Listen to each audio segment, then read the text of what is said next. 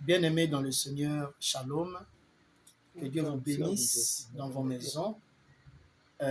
Aujourd'hui, nous nous permettons de venir auprès de vous pour vous apporter un message. Ce message qui a été révélé par le Seigneur nous a dit ceci. Il faut interrompre la grossesse de Python dans vos vies. C'est important. Nous avons tiré ce message de deux textes. Le premier texte, c'est dans 1 Roi 22. C'est tout le verset. Et le deuxième texte, c'est dans Actes des Apôtres, chapitre 16, le verset 16 à 4. Je vous en épargne cette longue lecture. Je vais vous expliquer le contenu. En effet, dans le premier texte, on nous parle de l'histoire d'Akab et de Miché. Akab, c'était un grand roi en Israël. Il y avait une guerre qui devait être déclenchée. C'est d'ailleurs Akab qui voulait déclencher cette guerre contre Ben-Hadad, le roi de Syrie. Pourquoi? Parce que Ramoth en Galade était une terre d'Israël, mais qui a été prise par Ben-Hadad, le roi de Syrie. Alors, Akab s'est résolu de récupérer son territoire. C'est pourquoi il a appelé son frère, le roi de Juda, Josaphat. Il lui a dit, non, Josaphat, en tout cas, tu dois m'aider pour aller récupérer Ramoth en Galade. Alors, Josaphat s'est dit, non, il n'y a pas de problème, je veux le faire. Mais une chose, consultons d'abord les hommes de Dieu pour connaître la volonté de Dieu. Et quand ils ont consulté, près de 400 prophètes ont dit la même chose. Non, allez-y, vous allez gagner. La victoire est vôtre. Il n'y aura pas de problème. Mais de l'autre côté, Josaphat n'était pas satisfait des versions des 400 prophètes. Il dit encore à Akab, il n'y a pas d'autres personnes, il n'y a que ces 400-là. Il n'y a pas une autre personne par qui nous pouvons consulter le Seigneur. Akab dit, oui, il y en a, mais il y en a un qui est resté, il s'appelle Miché. Celui-là, il ne dit rien de bon sur moi, il ne prophétise rien de bon sur moi. Josaphat dit, non, mais ne parle pas ainsi. Essayons de l'appeler pour qu'on essaye aussi de consulter Dieu par lui. Et on est allé voir Miché chez lui. Alors l'eunuque qui est allé voir Miché, il prévient déjà Miché. Il dit, mais là-bas, il y a 400, les Sédécias et les autres qui ont parlé de telle manière ou de telle manière en faveur du roi pour la guerre. De toi, ne déroge pas. Fais ce qu'eux, ils ont fait. Michel dit, mais ça ne se passe pas comme ça. Moi, je ne dirais que ce que l'Éternel m'a demandé de dire. Et arrivé sur place, on lui pose la question par les rois. Michel, premièrement, dit non. Allez-y, vous allez avoir la victoire, vous allez gagner, vous allez faire tout ce que vous pouvez faire. Mais Akab dit non, non, il faut dire la vérité. Michel a commencé à dire, je vois Israël qui n'a pas de berger. Ils se sont dispersés.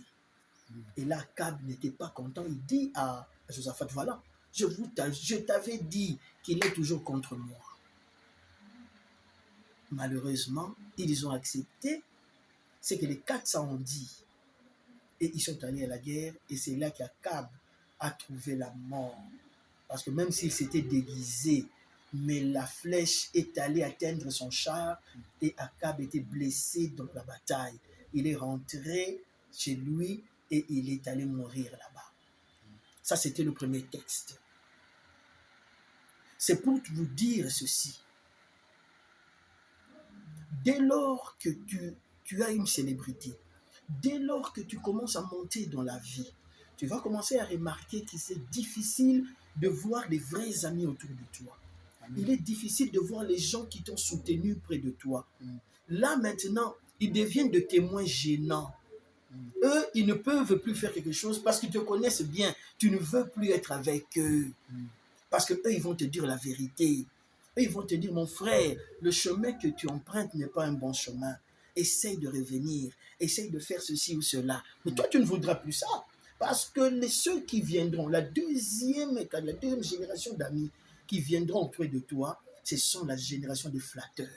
C'est une génération qui viendra pour essayer de te faire comprendre que non, ceux qui étaient avec toi là, ce sont des mauvais. Ce sont des mauvais. Amen. Ils ne veulent pas de toi, ils veulent te détruire. Et là maintenant, toi tu vas accepter ceux qui sont venus parce qu'ils t'appellent grand prêtre. Parce qu'ils t'appellent tous les noms, les souverains. Ils t'appellent, c'est toi, le roi, c'est toi qui as la vérité en toutes choses. C'est tout. Et quand tu acceptes, lorsque tu es séduit par ces gens, je te dis que tu es déjà en train de creuser ta propre tombe.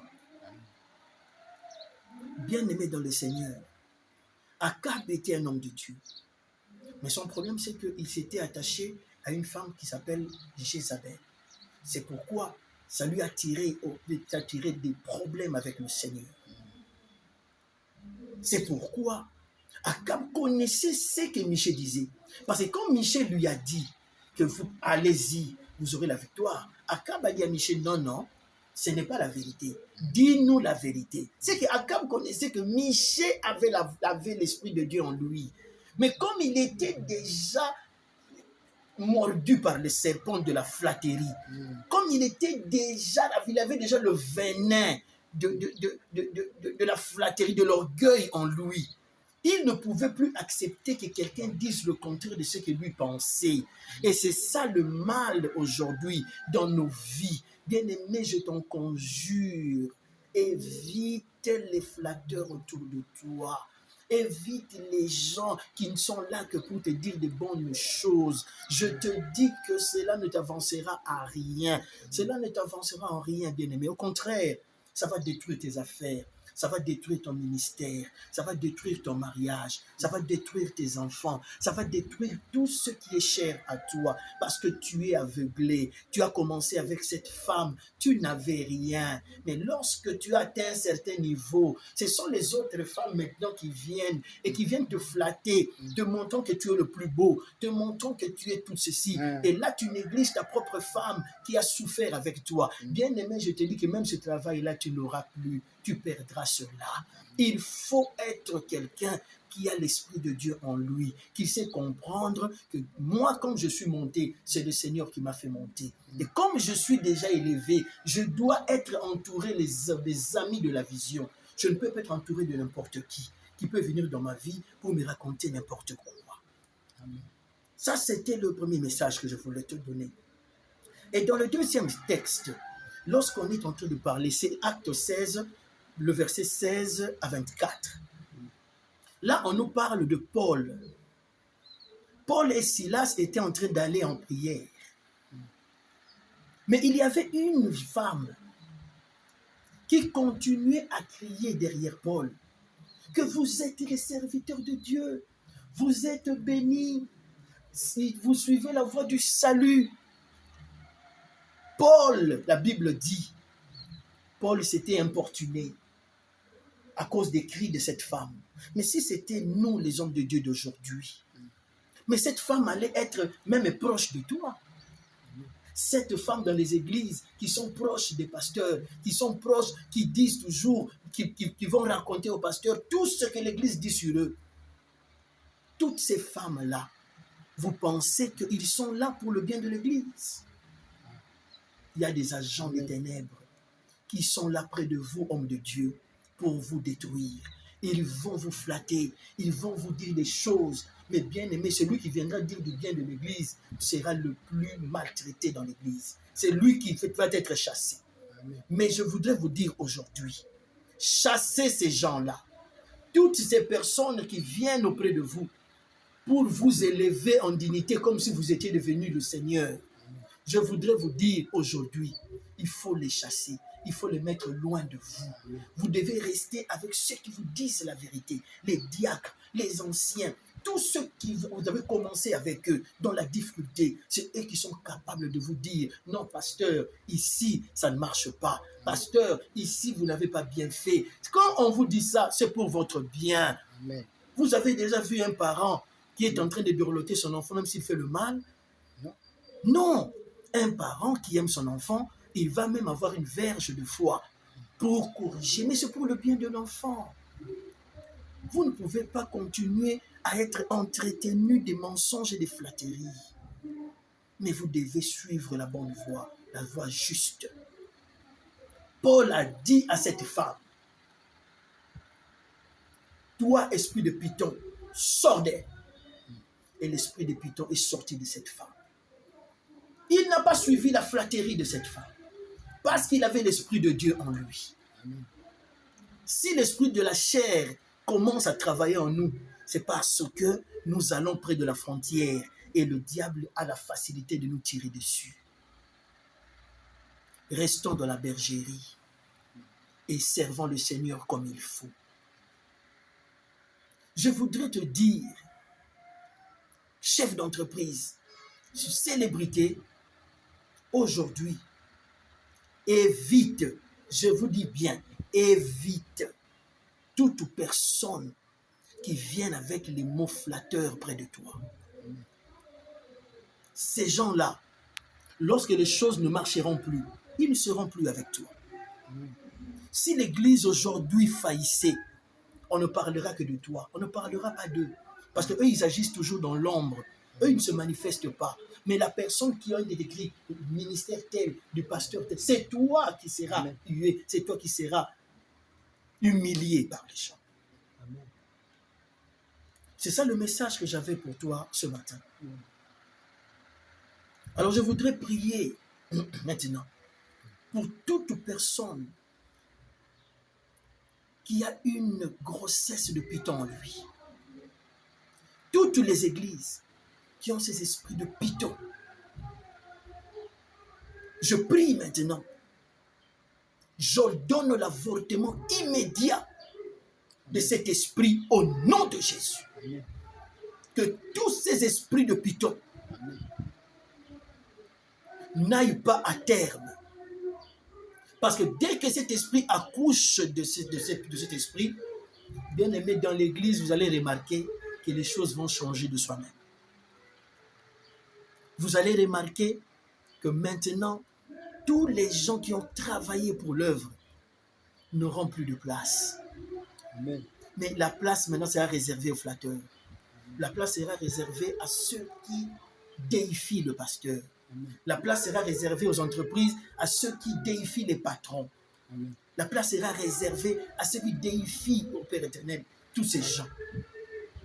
Mais je te dis, si tu comprends ce message, véhicule cela, partage cela, partout où tu es. Dis à ceux qui ont une portion de pouvoir d'éviter toute personne qui ne connaît même pas comment tu as eu ce travail, qui ne connaissent même pas comment tu as eu cette élévation, Amen. ils ne connaissent même pas comment tu as eu cet argent. Amen. Mais dès qu'ils sont là, comme ils te voient comme ça, ils ne peuvent que te flatter pour avoir quelque chose de toi. Ils vont te flatter, bien-aimé, mais ils ne t'aiment pas, ils ne t'aiment pas. Mais ceux qui sont là pour te flatter, chaque jour, tu es là pour leur donner quelque chose. Chaque jour, tu es là pour écouter tout ce qu'ils disent. Mais je vous dis, tu seras contaminé par cet esprit de Python. Tu seras contaminé, l'orgueil sera en toi et ça va précéder ta chute. Amen. Je sais qu'aujourd'hui, tu es béni. Amen. Que le nom de Jésus-Christ soit permanent dans ta vie. Bien-aimé, je t'en conjure, je le répète. Ne permets plus à cette catégorie de gens de demeurer près de toi, dans ton cercle. Libère-toi de ces gens. Va même récupérer. N'aie pas honte de tout ami, de tout frère que tu connais, qui a fait du bien dans ta vie, même quand vous n'aviez rien. N'aie pas honte. Va même chez lui. Demande pardon à ceux que ces amis-là de la vision Parce qu'il y a des gens qui ont un mandat divin pour la vie d'une personne.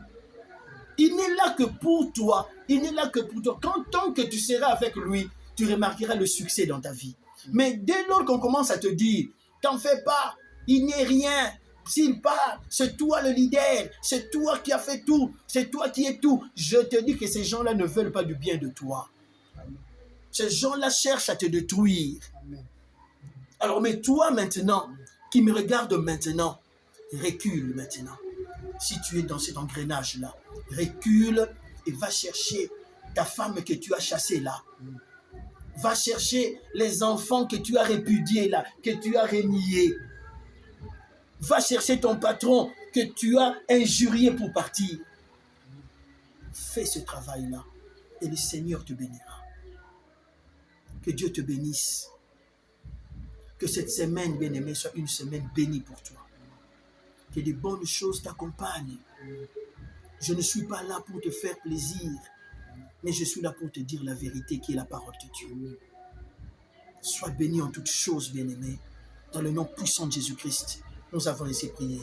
Amen. Amen.